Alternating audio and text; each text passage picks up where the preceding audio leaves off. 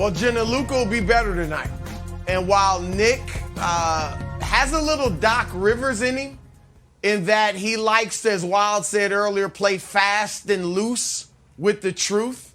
You know, we said yesterday or the day before that Luka's playoff game 1 was his first bad playoff game ever. He did have 13 points on 4-14 shooting in a loss to the Clippers in the bubble. He got injured that game. But, you know, Marcus Morris stomped on his ankle and he left the game early. No. He got injured that game. That wasn't a bad game. Marcus Morris stomped on his ankle.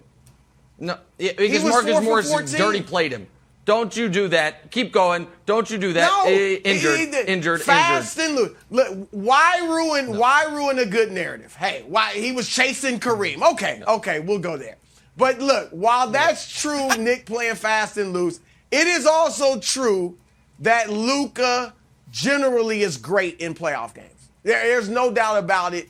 It's too early to say all-time great. I stand by that. But he is great in the playoffs. And I think he'll come out and play well tonight. I don't think he'll own the game. All right? I don't think he'll dominate the game. I don't think he'll have the Chase Center crowd in San Francisco fearing every time he touches the ball. But he's going to be a lot better. They're going to adjust. But here's the problem for the Dallas Mavericks and Luka. The things Golden State did in game 1 to limit Luka and give him some problems, they're not going anywhere. Okay, Andrew Wiggins can still pick him up 94 feet when he wants. They can still put in the box and 1 and the zone defense. That'll make it more difficult for Dallas to get Steph or Jordan Poole on Luka from a pick and roll. They can, and offensively, their player movement will mean that Luka can't just stand there while he's guarding somebody in the corner and rest on that end of the floor. So all of those things still will be in effect tonight. But obviously, if Luka's supporting cast shoots better from 3, and I expect them to, they only hit 24%, I believe, in game 1 from the arc. They'll shoot better. That'll open things up for him. Here's what I predict, Wilds. Luka goes for around 30. Nick might be right with the 33. Not that efficiently, about 44% shooting. But he plays a much better game, but can't own it, can't dominate, can't take it over. Yeah. So I also think Luka takes care of the ball, right? He had 7 turnovers and only 6 field goals made. I think he takes care of the ball. I think he has a pretty good game. But, Broussard, the most interesting thing I think you said is the Warriors' offense kind of puts Luka in a bad spot. Now, all of a sudden, Luka's got to chase everybody all around, and I think that does affect what he has to do on defense, affect his offensive game. So I agree with you. A decent, nice game from Luka, but do they win? Okay. No. I think they have a chance at winning Dallas because Warriors are not a great road team. But go ahead. I think they win tonight. No. You also think he'll go for 30-plus, though? Brew had a 30-plus on 11 of 25. That's what 44% I wouldn't be surprised. If he scored 30 points, I'd be like, meh. It's like nice weather in San Diego. Okay, so then can you guys just, before I even give my answer, right. So you guys agree with me on the thing that you took so much issue with all the way 3 weeks ago. He's already an all-time playoff great. Who are the list of guys, I'm just curious, in modern basketball who we would say, just wait a second. You said he's not, but then you explained why he was.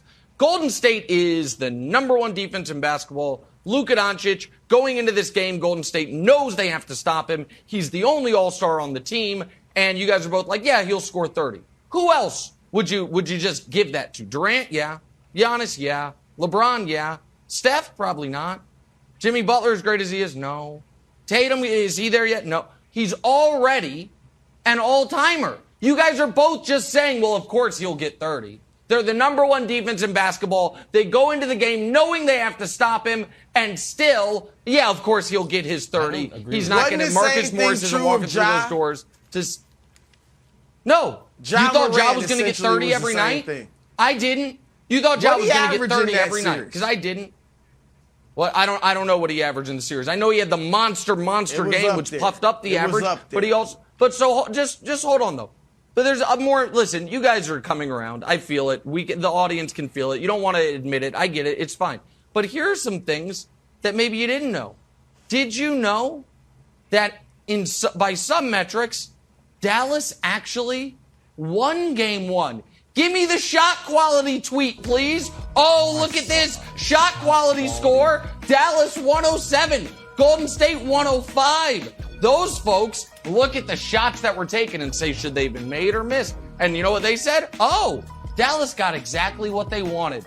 Bad shot luck there. Now, I know you're not going to buy that. That's fine. I didn't make that tweet. No, it's scientists in Caltech, I would assume, is where this outfit is, where they analyze all the data. However, Brew, I have a more important question for you. Because we're not on the air tomorrow. But let's pretend we were. And let's just also, for the sake of the question, say Dallas wins tonight. If Dallas wins tonight, and they're the road team that won game 2 after getting blown out in game 1, if Dallas wins tonight, is this series also over? Because Miami-Boston is over because the road team won game 2 after getting blown out in game 1. So if Dallas wins tonight, if we were on the air tomorrow, would you be doing the Kenny Smith, it's over, we can go home, except about Dallas? I'm just curious. Why or why not? No, because the Boston-Miami series is not over because Boston stole a game on the road. It's over because they're clearly the better team. I laid it out on paper, pedigree, offensively, defensively, the whole 9 yards. That's why they're better. You can't say that about Dallas, even if they win the night. So, no, I'm not playing along with you. Season. And as for your little, Draymond played 1 game, Klay played 2, 1 very close to coming off the injury. But your little graphic, Nick, your little graphic. That's not my graphic. Those are the same by scientists. Dr. Shot Quality. The same. No, right, Dr. Shot. No, that's not. They're not a PER people. They're not Bork people. That that's not what it is. Nikola Jokic was the MVP. False. All right, you can't have it both ways. I'm sure those guys think Nikola Jokic is the best center of all time and just had the best individual season of all time. These are different. So stop How it with dare that. you? That's like saying someone who has a doctorate in history is the same person who has a medical degree in neuroscience. They're both called doctor. They're very different, my friend. Shot quality score is not about VORP or BPM stuff. This is simply about looking at the game and saying, if those shots were taken, how many points are you expected to generate on those shots? And as we discussed in game 1, they don't shoot Dallas it as had well. 44. They had 44 open or wide open threes. They made 11 of them. Now, maybe that'll happen again. I don't think it'll happen again. I think Dallas will bounce back. I don't think Luka Dončić will have his first non-injury related bad playoff, or his second non-injury related bad playoff game of his career, and I think he'll be fine. And again, we need to make Jenna a rule about the show. Did the Warriors play that well? These guys, I make these points. Here's what no, they didn't. But hold on, I'm trying to institute a show they missed rule a lot here, of shots, including free throws. They did. Yeah, Steph Golden missed State can play better. Okay, that's true. so just keep but that in I would mind. like to institute, and Steph will play better, right, a show rule. And the rule is it? this. What is it? These guys, I make these brilliant points on the show. They're not prepared to combat them. And then they get 23 hours to research, poke holes in it. And the next day, they come on the air and they're like, wait a minute. About yesterday. The clock expires on counterpoints at 9:30 a.m. Eastern. No. If you don't make it by then, you're out. Thanks for watching. Subscribe here to get the latest from the show. Also, be sure to check out more of the best clips from First Things First, or go watch a few segments from our other shows on FS1.